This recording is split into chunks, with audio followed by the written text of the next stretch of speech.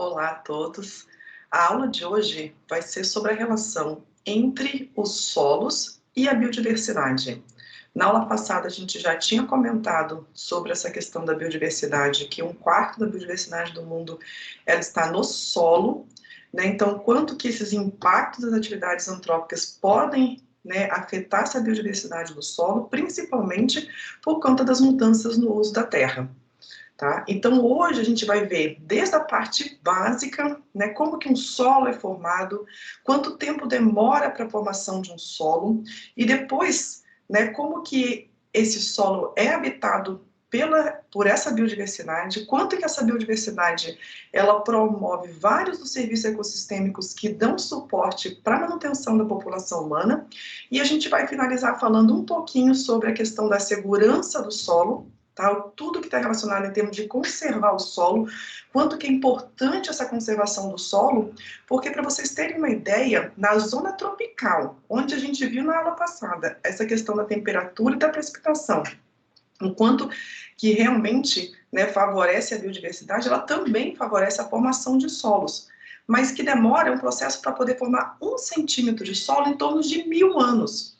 Então, se a gente tem perdas de solos, né, maiores do que essa taxa, né, natural de formação dos solos, a gente começa a ter problemas de conservação do solo, problema depois, então, para toda a parte de segurança do solo e, consequentemente, para a questão da segurança alimentar. Então, quando a gente está falando em termos de solo e biodiversidade, né, a gente está falando do quê? Né? Principalmente por essa questão, essa relação, né, entre o que a gente tem, né, de propriedades do solo que possam manter, na verdade, essa biodiversidade. Então, quando o Charles Kellogg, em 1938, tá, ele era um agrônomo, ele colocou isso, né, dentro desse livro anual da agricultura, colocou o seguinte, que essencialmente toda vida depende do solo. Não há vida sem o solo e não há solo sem vida. Eles, né, evoluíram juntos, então é uma sinergia, né, entre o solo e a vida. E depois, assim, mais, né, que a gente pode pensar, né, dentro dos últimos 2500 anos, por exemplo, Hipócrates, todo mundo já ouviu falar sobre Hipócrates, quanto que ele foi influente, né, na sociedade humana, ele afirmou que a terra está relacionada com as plantas, assim como o estômago com os animais. Então, quando, né, isso agora mais recentemente, quando Dokutaev, né, lá por volta de 1890, 1880, ele trabalhou muito, ele é o pai da pedologia. Então, ele começou a observar esse solo de forma mais sistematizada. Né, qual que é a estrutura desse solo e como que os processos de formação do solo vão influenciar o que a gente enxerga como solo estruturado. Né? Então, ele foi o primeiro a observar a influência do clima, da vegetação, do relevo e do tempo na formação do solo. E mostrou que esse solo poderia ser estudado, então, por meio de camadas horizontais, que contêm informações importantes que só poderiam ser compreendidas localmente. Então, foram os primeiros a trabalhar o quê? Com trincheiras. Eles tinham que realmente cortar uma parte do solo e olhar esse solo, né, com uma visão que frontal. Ele tinha que estar de frente para esse solo. E é só cavando para a gente poder estar de frente para esse solo. E aí é o que a gente chama, então, do processo de pedogênese. A gente consegue enxergar isso quando a gente olha de frente para um perfil de solo que conta uma história. Né? E essa história, ela tem uma relação direta. O primeiro fator é o clima. Tanto é que a gente já viu como é que o clima, ele, né, é a expressão, como é que a expressão da biodiversidade está relacionada com o clima. A mesma coisa o solo. Então, temperatura e precipitação são os principais fatores de formação do solo em nível global. Em nível mais regional, esse solo, né, vai depender de qual que é o material de origem que está ali, ou seja, qual é a rocha presente que vai originar um tipo de solo, tá? Mas a gente vai ver um pouquinho qual que é essa relação, então, do material de origem com o tipo de solo. Depois, mais localmente, né, que daí já está no olhar da paisagem, aquilo que a gente enxerga, tem a questão do relevo. Áreas mais acidentadas, onduladas, onde que estão os solos mais profundos e onde que vão estar aqueles solos mais rasos, menos desenvolvidos. E aí depois, né, como que os organismos também podem influenciar na formação do solo, principalmente na escala micro, tá? Que é ali nos agregados do solo, se vão ter solos com agregados menores ou maiores, qual que é a influência principalmente de dois fatores, das raízes das plantas e dos engenheiros do solo, que é a macrofauna. Isso ao longo do tempo, né, vai gerando o que a gente conhece por solo. Então, o clima, né, que a gente está vendo aqui as principais regiões, né, que estão associadas aos climas com os tipos de solo. Né? Depois vocês dão uma olhadinha com mais detalhes, mas que isso tem uma relação direta também com a biodiversidade, tanto acima do solo quanto abaixo do solo. Tá? O material de origem, a gente também já falou isso um pouquinho na aula de clima, quanto que a crosta terrestre é formada o quê? Era formada por silício, alumínio e ferro, que esses elementos foram todos oxidados, formando os óxidos de silício, que é a areia, né, os óxidos de alumínio e os óxidos de ferro. Por isso que o oxigênio, hoje, na sua forma, né, de óxido, ele está ali representando mais ou menos 50% do que a gente tem na crosta terrestre. E aí a gente tem o quê? Né? Esse material de origem, né, ele pode ter três origens. Ou pode ser vindo, né, o solo pode ter vindo de uma rocha magmática, ou as rochas ígneas, que são aquelas, né, formadas por aumento de pressão e de temperatura, tem o soerguimento, ou seja, por erupções vulcânicas. Tá? Basicamente é isso. Né? As rochas sedimentares, que vão sendo o quê? Formadas pelo processo de meteorização e erosão e vão sendo depositadas nos oceanos e nos continentes. E as rochas sedimentares, né, ou as rochas magmáticas, podem dar origem às rochas metamórficas, né, que por conta aí de aumento de pressão e temperatura, elas são como se elas fossem refeitas, tá? É um segundo processo aí de formação de rochas, que hoje é a maioria das rochas que existem nos continentes. Por exemplo, aqui nas Américas, tá? A maioria das rochas que a gente tem são rochas metamórficas. E aí, um pouquinho mais, não chega a ser uma escala local, uma escala regional, né? Na escala da paisagem, a gente tem o relevo, né? E o relevo, ele vai condicionar, né, onde vão ter os solos mais profundos ou solos mais rasos. Uma formação como essa, bem pontiaguda, provavelmente muito pouco solo fica formado aqui, por quê? Porque tem um predomínio quê? Do escoamento superficial, propiciando que a remoção desses sedimentos que vão ser depositados na parte mais baixa do relevo. E nessa parte mais baixa do relevo, tem o favorecimento dos solos que são saturados em água. Então, isso também, né, acaba tendo um tipo de solo mais específico, por mais que o material de origem seja o mesmo. Esse aqui, né, nessa formação, a gente vai ter um tipo de solo diferente dessa daqui, por mais que o material de origem seja o mesmo. Então, o relevo condicionando o tipo de solo. Solos mais hidromórficos na parte baixa do relevo e solos, né, que são bem mais desenvolvidos, né, solos mais, né, que tem uma drenagem muito melhor e normalmente vão ser os solos mais profundos, que é o que acontece no nosso caso, os nossos latossolos nesses grandes platôs, né, onde vai ter uma melhor infiltração, favorece o intemperismo da rocha e o desenvolvimento desse solo. Depois, né, que a gente tem, então, o clima, o material de origem e o relevo, a gente tem que pensar nos organismos. E, primeiramente, o mais fácil de se, né, colocar, né, de se associar ao solo, vai ser com a cobertura vegetal. Então, esse sistema solo-planta, ele se expressa nos biomas, tá? E aí a gente tem, então, as classes de cobertura da Terra, que aí a gente já viu na aula passada, né, basicamente o que tem nos biomas naturais, mas a gente não pode deixar de incluir hoje qual que é essa cobertura vegetal já sob a influência antrópica. Né? Então, hoje a gente tem quase que 25% da cobertura vegetal, ela tem o quê? Já teve algum tipo de mudança no uso da terra e hoje tem as novas, que a gente chama dos novos ecossistemas, né? Que são toda a parte agrícola, a parte de pastagem plantada, né? A parte, por exemplo, de urbanização, que são esses ambientes, né, que misturam a parte urbana com a parte rural. Tudo isso a gente tem que levar em consideração quando a gente vai falar de solo. Tá? Então, a grande relação, né, e qual que é a questão da escala que a gente vai trabalhar, é nessa relação solo-paisagem.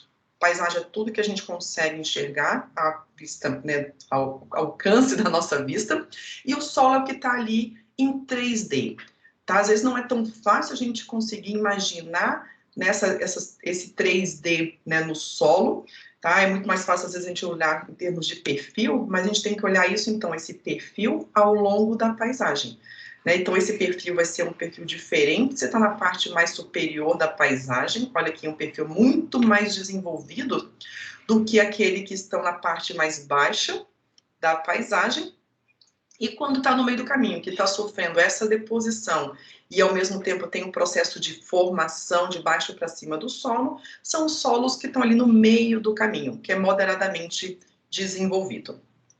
E por fim, a gente vai ter o quê? Né? A expressão disso é o intemperismo de um perfil de solo típico. Né? Então a gente vai ter aqui, né, principalmente os restos de plantas e animais na superfície desse solo.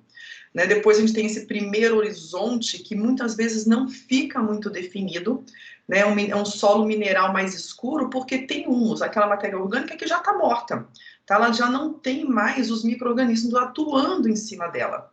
E depois o perfil, né, do solo, né, esse horizonte B, né, principalmente quando é um solo muito bem desenvolvido, os nossos solos tropicais, ele tem principalmente esse horizonte que é o mais desenvolvido de todos, pode chegar a vários metros, até dezenas de metros de profundidade.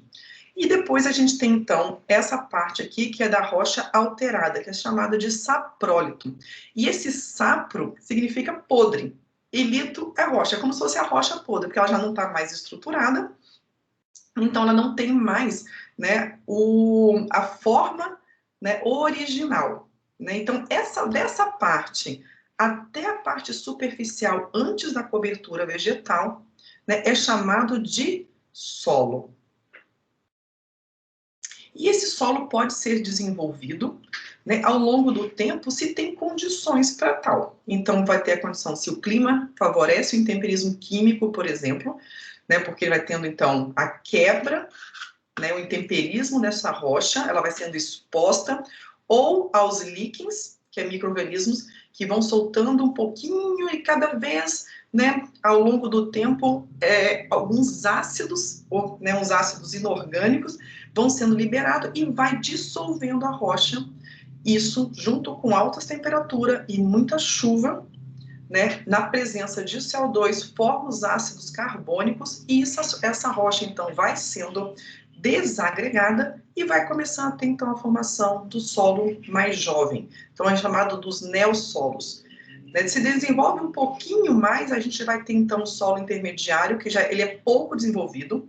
Tá? Se a gente pensar em termos do relevo, são na parte que é mais, né, declivosa, a gente vai ter, então, os cambissolos, e naquela parte mais desenvolvida, no alto, no plano, ou vamos ter os argissolos, que, por exemplo, são solos que predominam na Amazônia, solos no plano, mas na parte baixa, ou então os latossolos, que é na parte plana mais alta que a gente tem aqui no Planalto Central. Olha aqui né, o horizonte B, a gente chama até de B estrutural, de tão bem formado que ele é, muito homogêneo e muito profundo.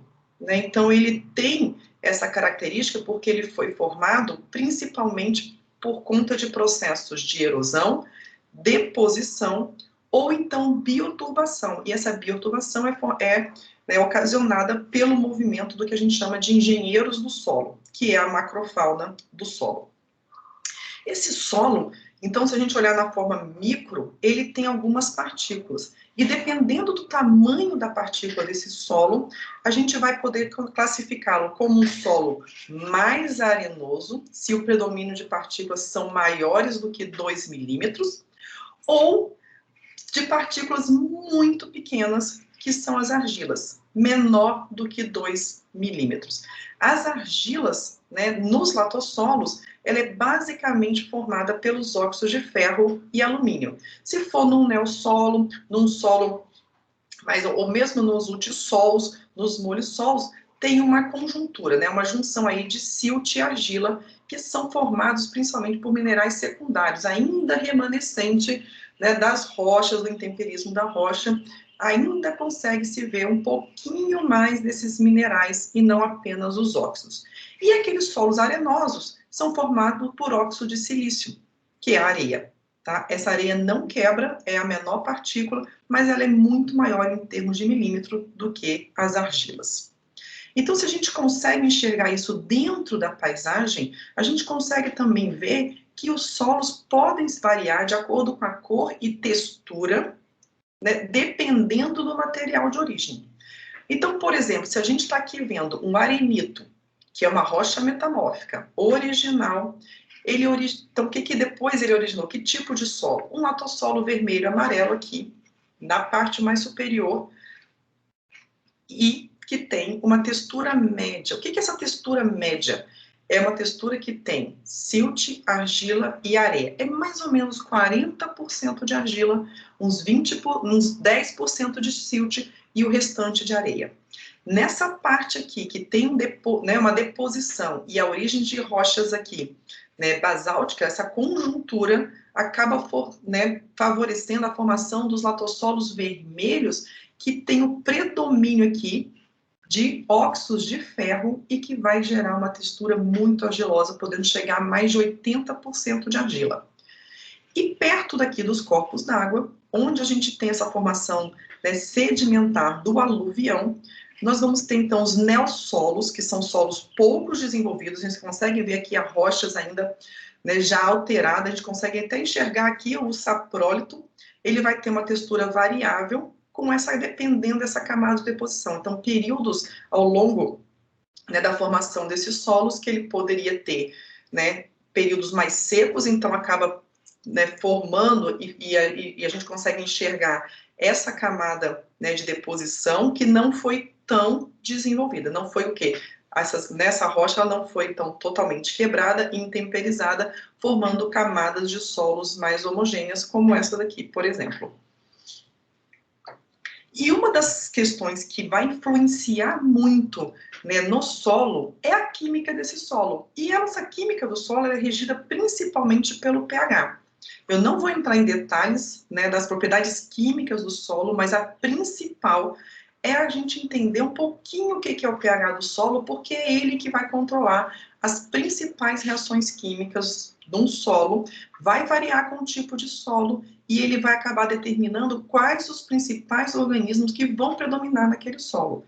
Só para vocês terem uma ideia, solos mais ácidos, a gente pensar em termos do vinagre, da cerveja, né, eles estão presentes principalmente nas regiões úmidas, tá? E também porque está relacionado com a questão da matéria orgânica, né? Esses solos tendem a ter predomínio de fungos e não de bactérias. As bactérias preferem muito mais um solo entre um pH 6 e 7. É por isso que acaba tendo que essa questão hoje, né, quando a gente fala em termos de correção do solo, que é colocar o que é a calagem no solo, é para aumentar um pouquinho o pH do solo e favorecer, então, as bactérias em detrimento dos fungos, porque elas têm uma atuação muito mais rápida, né, elas quebram várias moléculas do solo, acabam disponibilizando vários nutrientes para aumentar a produtividade primária. Então, aqui abaixo de 7 a gente tem os solos mais ácidos, que são os solos que predominam nas regiões úmidas, né, são chamados, né, aqueles solos distróficos, enquanto que os solos, né, que tem um pouquinho de carbonato, tem alguns ainda que são solos sódicos, é muito específico, né? Então, aqueles que têm o pH, por exemplo, do sabão, do leite de magnésia, né? E esses solos com carbonato, ele tem um pH que ele reflete ainda da água do mar, porque esses solos com carbonato, eles são oriundos de regiões que antigamente eram mares, né? Então, eles acabam permanecendo com esse valor do pH um pouquinho mais alto por conta do carbonato, né? Porque aí você vai ter, então, o cálcio aí, né, dando, né, esse valor do pH daquele solo, que funciona de forma bem diferente dos nossos solos distróficos, né, na região tropical. Então, aqui é só para vocês terem uma ideia da comparação aqui dos teores totais dos principais compostos do solo com o tipo de clima. Então, por exemplo, um solo de clima quente e úmido. O que vai predominar? Olha aqui, a concentração de carbono no solo. Então, você tem bastante carbono. Se a gente comparar, por exemplo, num clima mais seco. Em termos de nitrogênio, é muito pouca diferença, mas em termos dos óxidos, de potássio, de cálcio, de magnésio, ele acaba tendo muito mais nos climas secos do que nos climas quentes e úmidos. E por que isso acontece? Porque teve um intemperismo muito menor.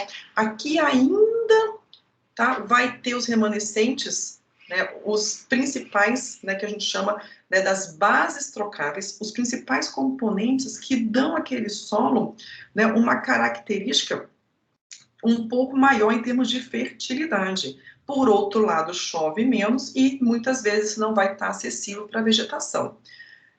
Mas, de todo jeito, o predomínio nesses solos mais secos, ou seja, que eles não sofreram tanto intemperismo, ainda se pode fazer e ver nesses solos, né, a presença de potássio, de cálcio e de magnésio, o que não acontece, por exemplo, nos nossos matossolos. A gente já perdeu praticamente todas essas bases trocáveis, né? O que a gente tem, então, aí é carbono e nitrogênio, então a importância da matéria orgânica para esses solos de clima quente e úmido, e essa matéria orgânica que tem cargas negativas, elas acabam, né, segurando um pouquinho que tiver desse potássio, cálcio e magnésio, que vai se tornar disponível, então, para a vegetação.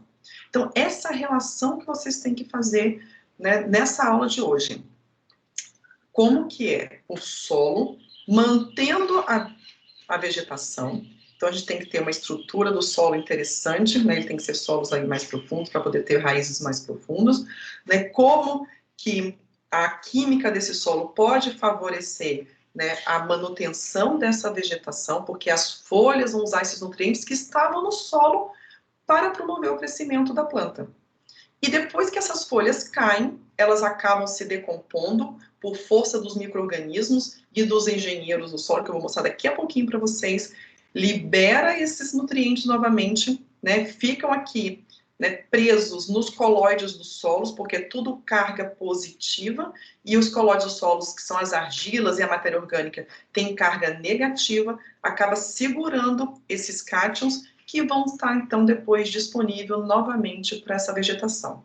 Então, essa relação solo-vegetação, ela é fundamental quando a gente vai depois falar no final da aula sobre a questão da conservação do solo e a questão da segurança alimentar. Depois, então, a gente vai ver agora o solo como um hábitat, tá? Para manter o quê? 1/4 da vegetação, 1/4 da biodiversidade mundial. Então, primeiro, como a gente já viu que existem vários tipos de solo, esse solo não é homogêneo. Então, se quanto mais heterogêneo for um solo, maior vai ser a capacidade dele de fornecer uma variedade de hábitat. Então, se a gente coloca na paisagem, né, no topo da paisagem é um tipo de solo, no meio da paisagem é outro tipo de solo, e na parte mais baixa a gente ainda tem um outro tipo de solo. Então, provavelmente, a composição, né, da biota desse solo vai variar de acordo com as propriedades desse solo. E se tem mais água, ou se ele é, né, ou se ele é mais saturado, aí vai ter uma adaptação diferente daqueles solos mais aerados, que você tem um predomínio de ar no solo e não de água. Né? Lembrando que essa biodiversidade ainda é largamente desconhecida, e quanto menor o tamanho do organismo, menos se conhece, né, em relação à quantidade, né, a diversidade, a quantidade de espécies que existem nesses solos, independente se são solos da parte tropical ou da parte temperada. E, além disso, ele é um refúgio para um grande número de táxons antigos, né, que provavelmente eles vieram da água, conseguiram, né, se adaptar nas regiões mais úmidas do solo e permaneceram ali por muito tempo, que, por exemplo, os casos das arqueias. Esse é o grupo mais antigo de organismo que tem esse conhecimento que habitam solos. Depois, as bactérias e, mais recentemente, aí nos últimos 400 milhões de anos, as plantas, os fungos e os animais, ou seja, os eucariotas. E quando a gente fala em termos desses organismos que habitam o solo, a gente divide ele pelo tamanho. Então, tem os micro-organismos, que aí vai ter a microflora aqui e a microfauna aqui. Tá? Isso aqui é a microflora e aqui é a microfauna. Depois a gente tem a mesofauna, que é onde concentra a maior parte da riqueza, da maior parte da biodiversidade do solo. Estimado, metade da biodiversidade do solo é composta pela mesofauna, que a gente só consegue enxergar com a ajuda da lupa. E, por fim, a macrofauna. A macrofauna é acima de 2 milímetros, a gente consegue enxergar a olho nu, e temos, então, depois, até, no caso aqui, que está em Otatu, ele é considerado como megafauna. São esses animais que eles se utilizam do solo, eles não dependem exclusivamente do solo, mas eles utilizam o solo, ou como hábitat, ou como algum tipo de recurso. Então, primeira função desses organismos do solo, tem-se que eles estão diretamente relacionados com o processo de decomposição da matéria orgânica. E que essa matéria, ela origina principalmente do produtor primário, da vegetação. A queda da serrapilheira, aquele folhedo, aquelas folhinhas, que nessa época do ano, por exemplo, a gente vê muito, se a gente andar, for caminhar, andar de bicicleta, a gente vai ver muito isso, espalhado aí pela cidade.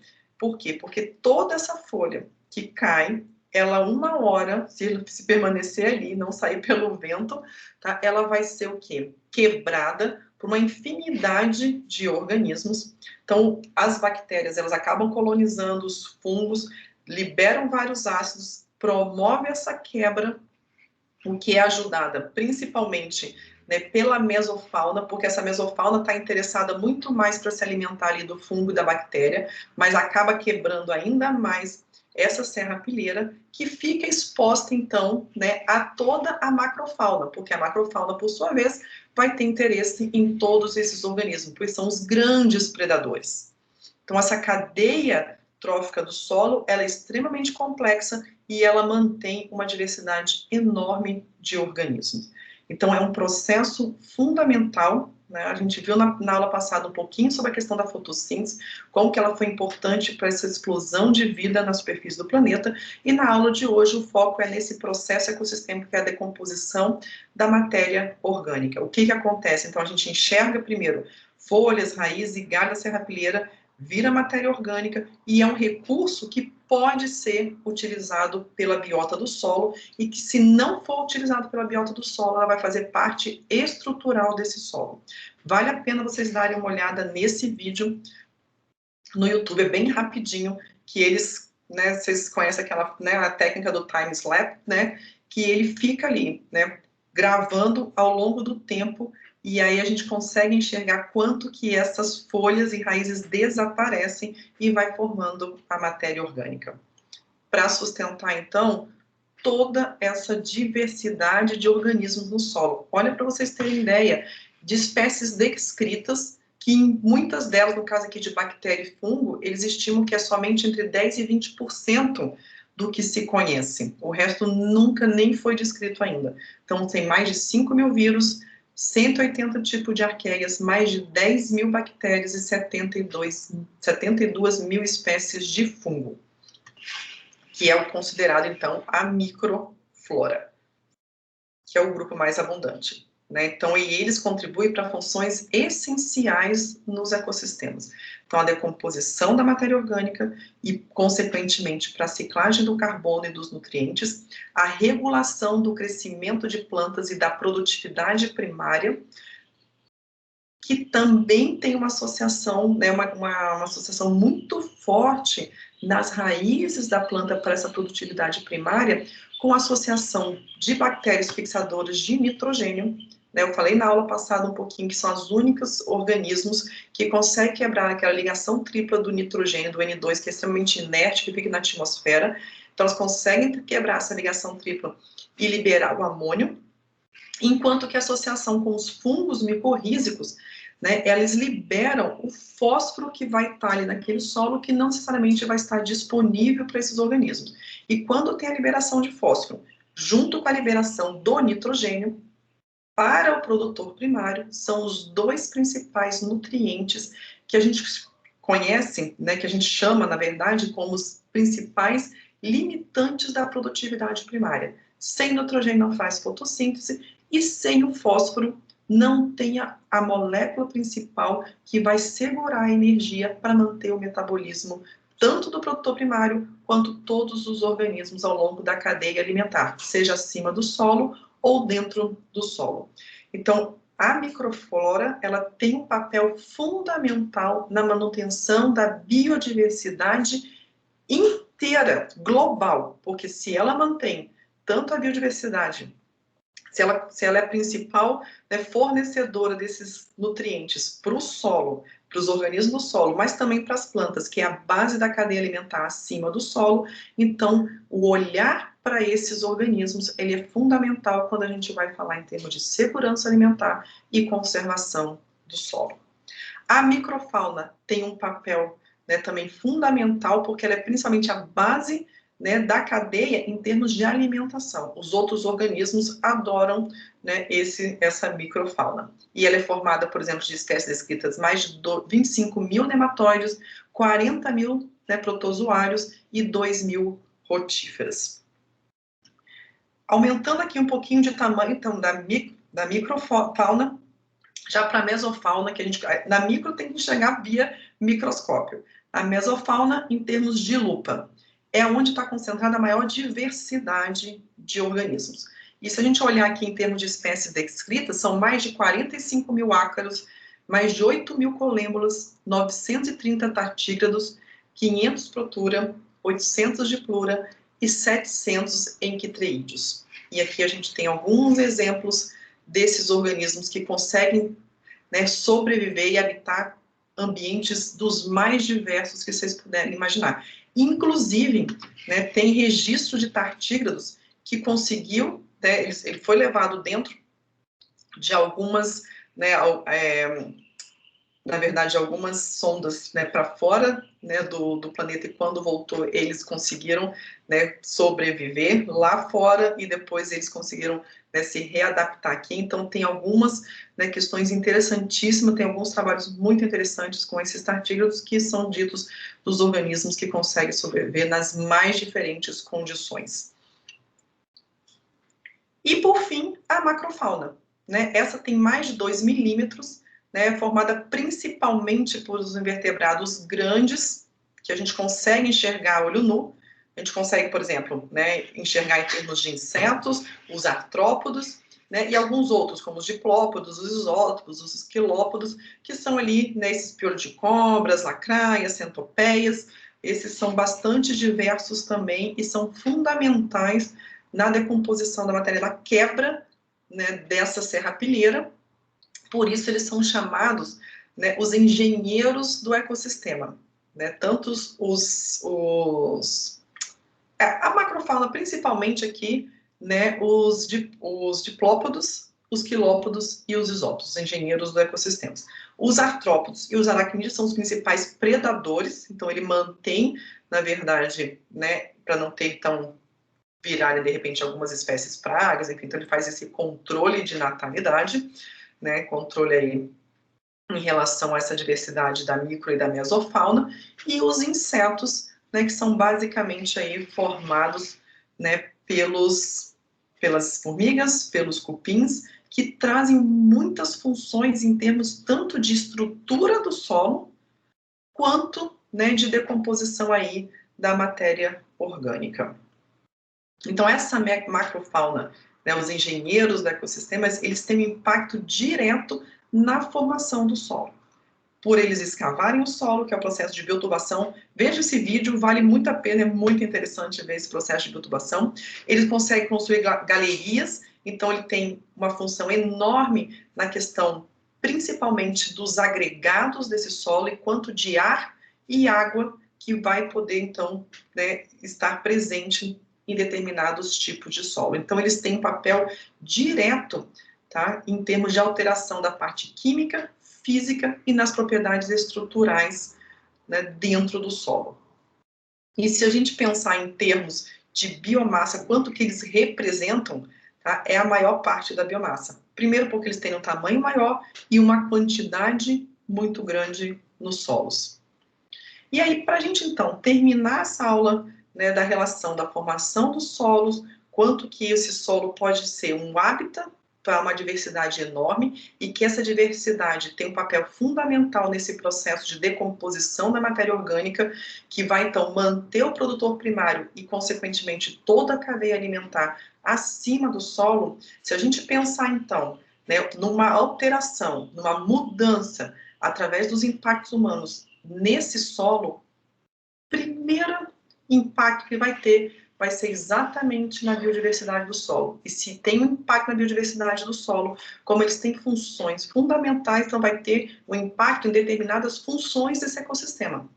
Né? Talvez não tenha tanto mais processo de biotubação, não tenha tanto, né, mais esse processo de não apenas misturar essa serrapilheira, mas de ter um acesso, né, principalmente em termos de ácidos orgânicos em cima dessa serrapilheira, né, que está sendo colonizada por fungos e bactérias, que vai ser quebrada e que vai formar o humus tão fundamental, principalmente naqueles solos mais desenvolvidos, mais antigos, que já não têm as bases trocáveis.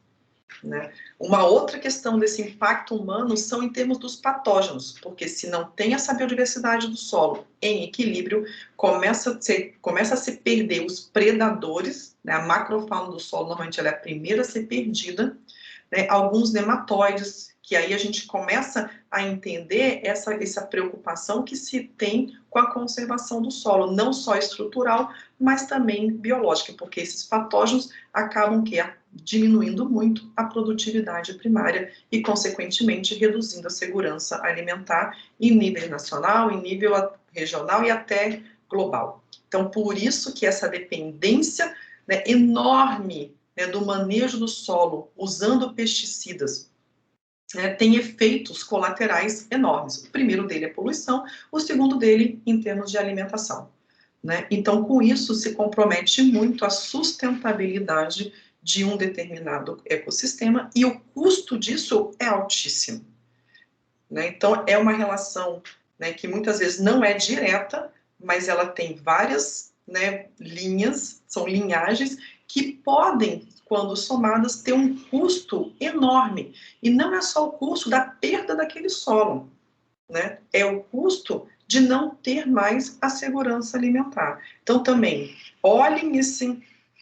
Tem um vídeo, né, muito interessante mostrando a biodiversidade, a importância da biodiversidade do solo no antropoceno, que é essa, né, na verdade, essa fase, né, que a gente está vivenciando hoje. Então, só para a gente, então, fechar essa questão, né, da importância dos organismos do solo, que dão suporte a quais serviços ecossistêmicos. A próxima aula vocês vão ter com o André, que ele vai falar sobre serviço ecossistêmico com vocês. Né? Então, a gente tem aqui, né, todos os grupos de solo, desde as bactérias, das arqueias, os fungos, né, a mesofauna toda aqui, e depois, então, a macrofauna e a megafauna. Eles têm uma importância, então, dependendo da cor que está aqui, ele vai ter uma importância direta a determinado serviço ecossistêmico. Então, a gente consegue enxergar que praticamente todos eles têm uma importância direta no bem-estar humano, porque está relacionado o quê? Com a conservação do solo e a segurança alimentar. Com a diversidade da vida, porque eles são base da cadeia alimentar, não só para o solo, mas também acima do solo. Eles, então, né, têm uma importância enorme lá na parte aquática, porque o que acontece na parte terrestre vai ter efeito direto na parte aquática, que é a parte mais baixa da relação solo-paisagem, Então, ele vai, né, a vertente vem tudo, acaba sendo canalizado para o leito do rio e depois para o oceano. Então, por fim, tem uma relação direta com a regulação do clima, que a gente volta e fecha, então, com a aula anterior, porque a importância desse clima para a manutenção da vida no planeta Terra. Né? Então, a gente tem que realmente pensar em algumas ações que promovem essa biodiversidade do solo e quais os serviços ecossistêmicos que devem ser mantidos. Então, a gente tem que pensar, não temos como escapar mais disso, e aqui a gente tem, então, essa, né, para que lado principalmente que vai? Se é para a questão das práticas, né, de produção, né, os modos de produção agrícola, quanto que isso tem que estar relacionado com a proteção de áreas naturais e da biodiversidade, e em áreas que estão degradadas, que não estão sendo mais utilizadas, quanto que é importante restaurar essas áreas, e não só na parte rural, mas também nas áreas urbanas, quanto que, né, as cidades elas precisam desses espaços para poder manter esses serviços ecossistêmicos que, mantendo essa biodiversidade, consegue manter serviços ecossistêmicos e consegue, então, por fim, né, a melhor qualidade de vida para o homem. Não deixem de ver, né, esse Atlas da Biodiversidade do Solo. Tem no primeiro capítulo, vocês vão poder ver como é que é feita a formação dos solos, essas propriedades químicas e físicas. Depois, com o solo como hábitat, tem um monte de exemplos de organismos desses solos. Então, vocês podem, né, acessar, é gratuito, é só baixar aqui diretamente. Tem a versão em inglês e a versão em espanhol. Tá? Ainda não tem a versão em português, mas é uma versão muito bem escrita, muito fácil e de fácil acesso. Não deixem de ver que é o material principal dessa aula de hoje. Então, e como material complementar, eu também já deixei no Moodle, né, mas tem aqui, né, alguns vídeos que estão nesse mesmo site, e um outro, né, na verdade, é o mesmo site, só que ele tem algumas diversidades, né, tem a parte mais aplicada e a parte mais básica. Dê uma olhada, porque vale a pena, e é a aula para a aula de hoje. Bom, então era isso que eu tinha para falar para vocês, né? Então não deixem de acessar o Moodle, não deixem de acessar esses vídeos que eu coloquei o link para vocês, e a gente conversa então na semana que vem.